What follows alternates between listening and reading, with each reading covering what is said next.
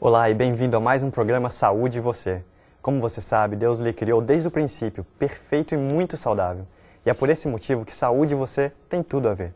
Estamos aqui hoje, mais uma vez, falando sobre um tema e deixando você saber que saúde não é somente a saúde física, mas a saúde mental também é muito importante.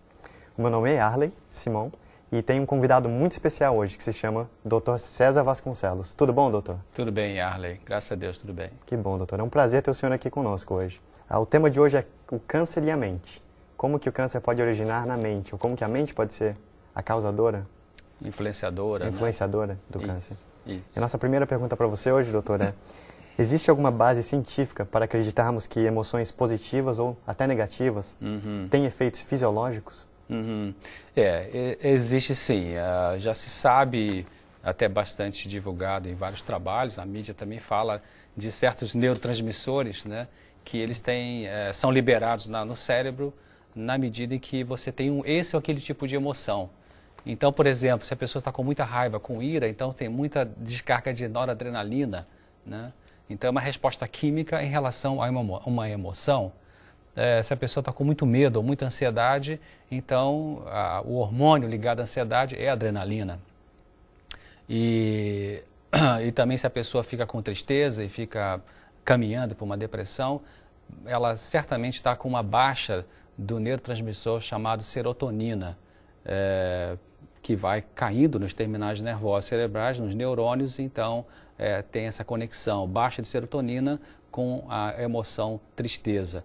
Também emoções positivas, como você falou, né? A acetilcolina fora do cérebro, ela está aumentada quando a pessoa está bem e ela tem força muscular por causa disso. As endorfinas, que são outras substâncias poderosas para resistência à dor e sentir bem-estar. E como já falei, a serotonina está baixa na depressão, mas quando a serotonina aumenta, a pessoa está alegre, ela tem um aumento da serotonina no cérebro. Parece que tem uma experiência que o senhor estava falando, feita com o Dr. McClellan, da Harvard University. Você poderia falar um pouquinho sobre esse assunto? Essa experiência é bem interessante, viu, Arley?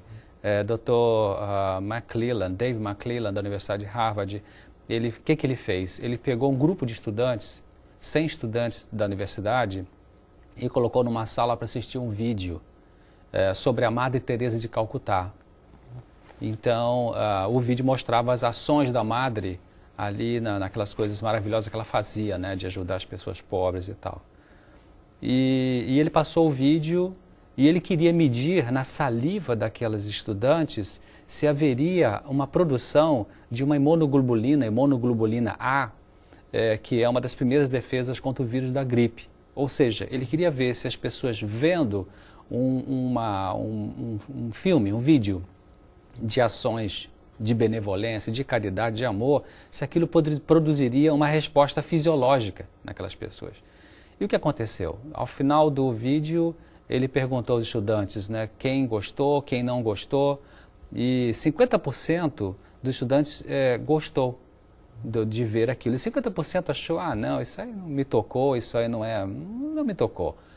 Mas quando ele mediu a imunoglobulina na saliva, 100% dos alunos tiveram a produção da imunoglobulina A. Então o Dr. McClellan ficou pensando, uau, isso diz alguma coisa. Ou seja, ele chegou a várias conclusões e uma delas é de que quando você está em contato com alguma coisa boa, alguma coisa que você medita que é boa, que você vê que é boa, né, e aquilo toca no seu coração, se você acredita muito ou não acredita muito, mas aquilo vai ter uma influência, né? Nos alunos que gostaram, a influência foi direta, eles gostaram e a resposta neurobioquímica foi de aumento dessa imunoglobulina. Mas aqueles que não se interessaram muito, também houve uma resposta. Então você vê que há uma influência na nossa mente, do que a gente vê, do que a gente pensa, que é consciente ou é inconsciente. Então é uma experiência bastante interessante para mostrar como que a mente está em contato com o corpo e vice-versa. Que interessante. Interessante para a gente ver também que é importante o que a gente põe nas nossas entradas, né? No nosso ouvido, que tipo de música escutamos, ou que a gente vê pela televisão, ou até mesmo que a gente lê numa revista ou livro. Exatamente. Interessante. A gente por isso que é importante a gente ter assim, essa selecionar, né? O que você vai colocar na tua cabeça. Exatamente isso, é muito importante, porque coisas que não são saudáveis, elas com certeza vão destruir você. Doutor, voltando ao assunto do câncer um pouquinho, o câncer é uma doença única? Como que o senhor vê o câncer de um aspecto psiquiátrico e também de um aspecto psicológico? Ok, é uma boa pergunta. Realmente, a gente sabe que a mente e o corpo trabalham juntos, né? Não há uma doença que é só do corpo, uma doença que é só da mente. Há doenças que são predominantemente de uma dessas duas partes, né? E também colocando a parte espiritual. Mas o câncer não é apenas uma doença, né, causada por um vírus ou uma coisa assim. O câncer, eu entendo que são várias doenças interrelacionadas. Quer dizer, o câncer é uma indicação de que existe alguma coisa na vida, alguma coisa errada na vida da pessoa, que ela precisa mudar. Quer dizer, alguma coisa que não está funcionando bem, né? Quer dizer, o câncer eu diria assim que é o resultado de um último esforço do organismo contra a morte. Quer dizer, é interessante, né? As pessoas pensam assim, mas câncer não é uma doença? Como é que é a tentativa de não morrer? A doença, qualquer doença, ela é como uma moeda, tem duas faces. A doença é, ao mesmo tempo, a defesa, é o corpo tentando mostrar que está reagindo contra aquilo que está perturbando, e é a demonstração de que está falindo, está ficando ruim. Então, o câncer é um resultado, o câncer, vamos dizer assim, é a linha final, é quando o corpo e a mente já não conseguem mais reagir aos maus tratos que a pessoa está fazendo com ela mesma, então começa a aparecer uma patologia, uma doença grave, câncer, né? Então o senhor diria que o câncer é como se fosse um alarme, dizendo ao corpo, olha, acorde, tem algo passando de errado. Isso, exatamente, exatamente. Igual quando você está dirigindo o teu carro na estrada e vamos supor que está vazando óleo ou você esqueceu de completar o óleo, sei lá, e tá com problema no óleo. E aí acende a luz vermelha no painel do carro, não é? Não é isso que acontece? Então, aí a luz vermelha é o problema central? Não é o problema central. A luz vermelha é a indicação de que alguma coisa lá no motor do carro está acontecendo. Então você tem que fazer o quê? Parar o carro e dar uma olhada. Verificar. O câncer pode ser entendido do ponto de vista psicológico como sendo a luz vermelha que acende. Uau, o que está acontecendo? Estou com câncer? O que eu tenho que mudar na minha vida? Quer dizer, o câncer, ele é um alarme, como você disse, ele é uma manifestação de que alguma coisa não está bem e eu preciso parar na minha vida para ver que luz vermelha é essa. Né? Isso é legal. Importante. E existem semelhanças de personalidade entre indivíduos diferentes com câncer? Existe sim. Quer dizer, é importante dizer também que o câncer, tem pessoas que parecem que têm uma predisposição herdada, né? Tem pessoas que talvez tenham alguma fragilidade no seu corpo, no seu sistema imune, na capacidade do sistema imune funcionar, e que por isso elas, diante de alguns eventos estressores da vida, uma má alimentação, falta de exercício, muito estresse, muita gordura na dieta, radicais livres, então ela é como se fosse os trigger points, quer dizer, como se fossem os pontos de disparar aquela patologia que é o câncer. Do ponto de vista, como você perguntou, da estrutura de personalidade, realmente, existem pessoas que parece que elas têm uma postura mental, psicológica, comportamental que poderia favorecer para o desenvolvimento do câncer, né? E existe um pesquisador que ele trabalhou assim, um psicoterapeuta, trabalhou mais de 20 anos só com counseling, com aconselhamento com pacientes terminais, pacientes com câncer, né? Dr. Lawrence Lee-Chan. E eu li os dois livros dele que eu achei bem interessantes, O Câncer com Ponto de Mutação e o outro chama-se Brigando pela Vida, né? Então ele disse, ele examinou, um dos estudos que ele fez, ele estudou 152 pessoas. E ele viu que essas pessoas tinham coisas em comum, pessoas que tinham câncer, né? Todas elas tinham uma perda da razão para viver e a incapacidade de estabelecer novos relacionamentos. Ela tinha dificuldade de criar um novo relacionamento, né? Talvez ela tenha tentado restabelecer algum relacionamento substituto, mas falhou, ela não conseguiu. Sabe, quando você sente que precisa fazer uma amizade, e aí você tenta, mas não consegue, Então, alguma coisa atrapalha você de fazer. Então, essa característica, não conseguir fazer um bom relacionamento afetivo, está presente em 72% daqueles pacientes que ele estudou que tinham câncer, né? Um segundo ponto é a capacidade de demonstrar hostilidade em defesa própria. Sabe quando uma pessoa machuca você e aí você não sabe se defender? Né? Você fica parado e a pessoa está abusando. Então, as pessoas estudadas pelo Dr. Li Shan, que tiveram câncer, elas tinham, 47% dessas pessoas, elas tinham dificuldade de se defender. Não sabiam se defender. Né? Então as pessoas atacavam e elas ficavam ali, vamos dizer assim, inertes. Né? Um terceiro aspecto, elas tinham muita tensão mental, muito sofrimento por causa da morte de um dos pais. 38% das pessoas com câncer, elas sofreram muito, mais do que a média das pessoas pela morte de um dos pais. Também havia autodesprezo, havia a falta de autoconfiança nessas pessoas, né? E uma coisa muito importante nelas era a falta de esperança. Eles ficaram com muita desesperança também. Né? Isso foi bem encontrado, essas características nas pessoas com câncer. Nossa, que fator interessante. Então o senhor está nos dizendo que o câncer ele pode começar na mente. Ele pode começar na mente, ou seja, no sentido seguinte, claro, o câncer, como eu disse no começo, ele, na verdade, são várias doenças interrelacionadas, né? O câncer, ele pode ser de uma origem virótica, ele pode ser de uma origem de maus tratos dietéticos, pessoas que são realmente muito abusivas em relação ao alimento, alimentos de qualidade péssima, né? Pessoas que são muito sedentárias, pessoas que não têm atividade física nenhuma, pessoas que são muito estressadas, muito, sabe, não relaxam. Então elas exigem do seu corpo, da sua mente demais. Então tem uma hora que o corpo, nessas pessoas, diz assim, uau, não aguento mais. Essa mensagem, não aguento mais, vem pela doença, né? Então, esse não aguento mais pode ser, não aguento mais comer, o corpo está dizendo, embora a pessoa não está pensando. O corpo está dizendo, eu não aguento mais comer esse tipo de comida. O corpo diz isso, mas a pessoa insiste em comer aquela comida que não é boa para ela.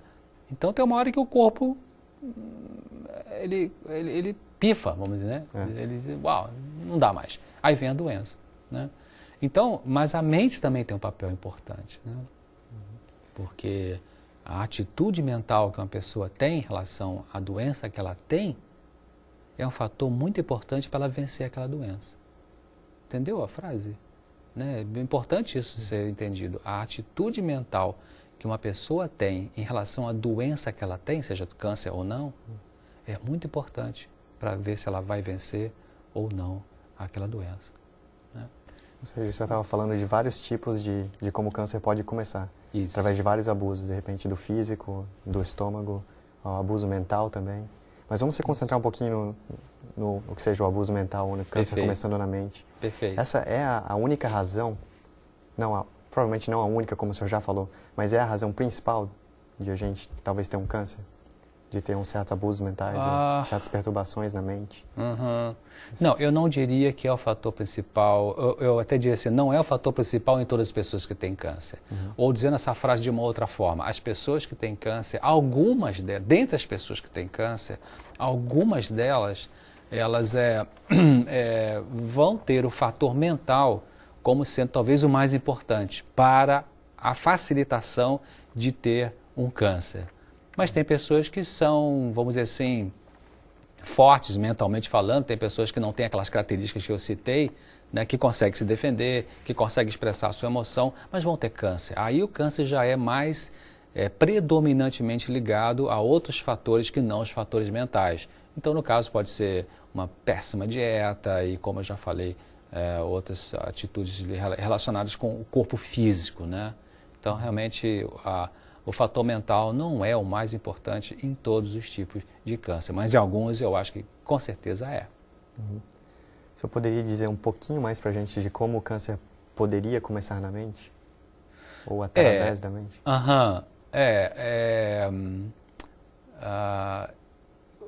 Aquilo que eu falei, quer dizer, tem pessoas... Deixa eu explicar de outra forma. Todos nós, todos os seres humanos, nós temos os chamados órgãos de choque. Quer dizer, o que é um órgão de choque? Órgão de choque é aquela parte do nosso corpo aonde as tensões emocionais se concentram. O nosso corpo ele sempre tenta ajudar a mente. Ou seja, quando alguma coisa está na mente que é muito estressante, muito preocupante, e fica demais para ficar aqui na mente, é como se o corpo falasse assim para a mente: ei, manda um pouquinho para cá que eu vou te ajudar a carregar esse fardo aí. Aí o corpo absorve parte da tensão que é da mente. Seja um conflito conjugal, seja uma tensão no trabalho, seja uma frustração com o filho que está usando maconha, seja uma separação, um divórcio, seja o que for que esteja causando um transtorno emocional. Quando fica demais, o corpo então diz, manda para cá. E quando a mente manda para cá, o corpo vai sofrer. Qual é a parte do corpo que mais sofre quando a mente manda isso para cá? É aquilo que se chama o órgão de choque. Então, para você, o órgão de choque pode ser o estômago. Então você vai ter queimação no estômago, vai ter má digestão, vai ter sensação de plenitude pós-prandial, que a gente chama, uma sensação de que está comendo um boi, como se diz, após o almoço, né? Para outros pode ser o aparelho respiratório, então vai ter asma, vai ter tosses frequentes, pigarros. Para outros pode ser a pele, vai ter reações na pele que são possivelmente a descarga da tensão emocional que está indo para o corpo. Então, nesse contexto, o câncer também precisa ser entendido. Ou seja, para algumas pessoas que têm essas tensões mentais, que ela não sabe como resolver, né, no relacionamento no dia a dia, o corpo pode dizer assim, uau, então o corpo pega aquilo e aquela coisa não resolvida e ele então, o corpo apresenta uma alteração das suas células, ficando células cancerosas. Nesse sentido aqui. Poderia acontecer. Interessante. Eu tenho uma citação aqui do Dr. Samuel Silverman, que ele é da Universidade Harvard Medical School. E deixa eu ler para vocês, é bem interessante. Se houver uma tendência latente para desenvolver um câncer, a incapacidade para expressar seus sentimentos irá atingir o corpo em algum ponto vulnerável, como o senhor estava falando. E com essa citação vem uma perguntinha. Que tipo de incapacidade de expressão atacam o corpo?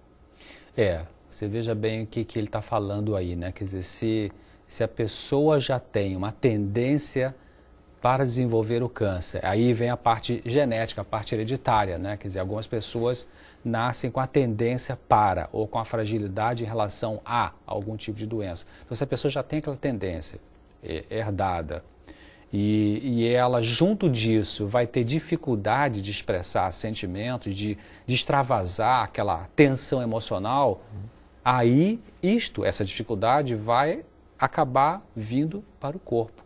E vai atingir o corpo naquela parte que o corpo é mais vulnerável.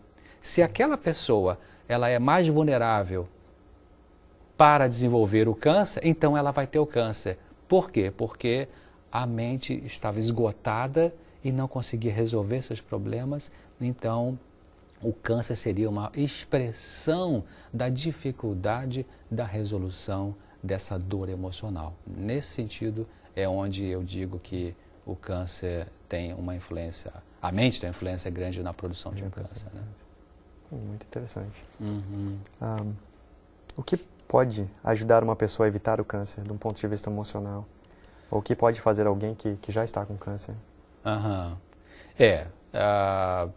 Então é isso, quer dizer, se a pessoa já tem um câncer, se ela já desenvolveu essa doença tão infeliz, né, vamos dizer assim, ou se ela não quer desenvolver, claro, além a coisa básica é ter os cuidados físicos apropriados, né, então usar uma alimentação natural significa vegetariana, né, está provado que produtos de origem animal eles são mais favorecedores de certos tipos de cânceres em pessoas propensas ou não necessariamente propensas, né? Usar água pura longe das refeições. Se a pessoa já tem câncer, é importante usar uma dieta crucífera. A dieta crucífera é uma dieta de alimentos crus, né? Vegetais crus. É importante com a orientação de um nutricionista que sabe trabalhar nessa área. Enfim, fazer exercícios físicos. Então, esse cuidado básico físico ele é fundamental. Do ponto de vista mental, é importante a pessoa pensar ela tem um sentido para a vida maior do que o desejo da cura física. Isso é bem importante, viu, Arley? Tem pessoas que elas querem ter a cura física e nada mais. né? Até oro, Deus, tira esse câncer de mim, mas não quer mudar nada da vida. A forma de se relacionar, né? As atitudes egocêntricas e apego ao dinheiro. Então não adianta. A verdade é que cura. A verdade Deus coloca no nosso corpo, na nossa mente. As nossas células, elas funcionam melhor na verdade. Né? Então é importante a pessoa desenvolver na sua mente, pedir a Deus que ajude a desenvolver um sentido para a vida maior do que o desejo da cura física só. Né? Tem gente que quer ter a cura física para poder ficar forte e ganhar dinheiro. Então, não é por aí, né? Qual a melhor maneira de ser útil com os talentos que a pessoa tem? Isso é importante também. Quer dizer, como que eu posso ser útil? Né? Isso é muito ajudador da fortalecimento do sistema imune de uma pessoa. Né? Quando você trabalha com o teu coração, você trabalha com amor, então isso fortalece as nossas defesas físicas contra câncer e outras doenças. Né? Também é importante a pessoa aprender que ela pode expressar sentimentos, ela pode expressar emoções e ainda ser amada e aceita. Ou seja, perder o medo de ser ela mesma, o que vão dizer, né? Como é que vai ser? Então, parar com esse medo, né? Porque as emoções que não são expressadas adequadamente, elas ficam retidas e pode ajudar na questão de piorar um câncer que já existe ou favorecer o surgimento, né? Então, compreender a si mesma, perceber suas motivações, aprender a amar a si mesmo, né? Respeitar a si mesmo, não ser abusiva consigo mesmo, isso é importante, né? Como usar o tempo que Deus dá para você viver, a pessoa viver, como usar esse tempo da melhor maneira útil, né? Quem já está com câncer, talvez um câncer terminal, viu, Yarley? É importante pensar, bom, o que agora Deus pode querer de mim com o resto de vida que eu tenho para viver, né? Então, quando você se entrega assim a Deus para viver a vida que Ele quer que você viva, puxa, isso é o fator mais poderoso, eu diria, para o fortalecimento da mente e do corpo, em especial com relação à luta contra o câncer, né? Então, é importante isso. Às vezes, pessoas também precisam mudar, às vezes, drasticamente a sua vida, viu, Yarley? Tipo, tem pessoas que tinham... Dr. Li Shan cita no livro alguns casos de pacientes com câncer. Me lembro de um caso de uma mulher norte-americana, que teve um câncer de seio. Então, e ela era uma advogada bem-sucedida aqui nesse país e ganhava muito dinheiro, enfim, bem-sucedida economicamente e profissionalmente na área do direito, mas ela teve um câncer de seio. E naquele sofrimento todo de será que eu vou morrer, será que não, em aconselhamento com o Dr. Li Shan, ela então foi descobrindo que ela, na verdade, ao longo da vida dela, ela preferia ter outro tipo de trabalho. E o que ela fez? Ela mudou radicalmente de trabalho. Ela foi trabalhar em outra coisa que tem nada a ver com direito. Foi trabalhar com música. Olha só. Né? E depois que ela então estava feliz trabalhando com música, depois no follow-up, no segmento de avaliações médicas dela, se verificou que ela teve uma resposta muito melhor em relação ao câncer que ela teve, comparada com outras pessoas com o mesmo tipo de câncer e que morreram mais cedo e que não tinham nenhuma mudança importante na vida, né? Então é importante isso, ouvir a voz de Deus para te dizer o que Ele quer que você faça na tua vida. De repente você vai ter que fazer umas mudanças maravilhosas, difíceis a princípio, mas maravilhosas por Ele, pela graça dEle, que vai ajudar. Né? Interessante o que o senhor falou, porque o senhor estava contando que ela mudou a vida dela completamente, certo? E eu achei muito legal uma coisinha que o senhor falou ali, ouvir a voz de Deus. Talvez você realmente tenha que fazer uma mudança completa na sua vida, talvez você tenha que mudar os seus hábitos, a sua alimentação, começar a fazer exercício se você não faz, ter uma mudança realmente completa, uma mudança grande em todos os seus hábitos. E é importante, para o lado espiritual e mental, você estar ouvindo a voz de Deus. Como que você pode fazer isso? Diretamente a Bíblia, essa é a maneira que a gente ouve a voz de Deus, exatamente ali. Nos livros do Espírito de Profecia tem coisas muito valiosas e importantes também. Eu tenho aqui uma situação do livro da Ciência do Bom Viver, escrito por Ellen White. Deixa eu ler para você, você vai achar muito interessante. O amor difundido por Cristo, por todo o ser, é um poder vitalizante. Todo órgão vital, o cérebro, o coração, os nervos, esse amor toca, transmitindo cura. Liberta a alma da culpa e da dor da ansiedade e do cuidado que consomem as forças vitais. Vem com ele serenidade e compostura. Implanta na alma uma alegria que coisa alguma terrestre pode destruir.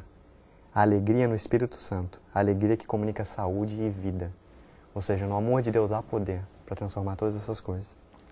É muito interessante aqui, como a gente tem conversado, a ligação entre a mente e o cérebro. O seu corpo está ligado com o cérebro. E se o seu corpo não está saudável, ela afeta a mente. Se a sua mente não está saudável, ela afeta o seu corpo também. Exato. Como falamos hoje. Uhum. E é interessante manter o seu corpo saudável e a mente também.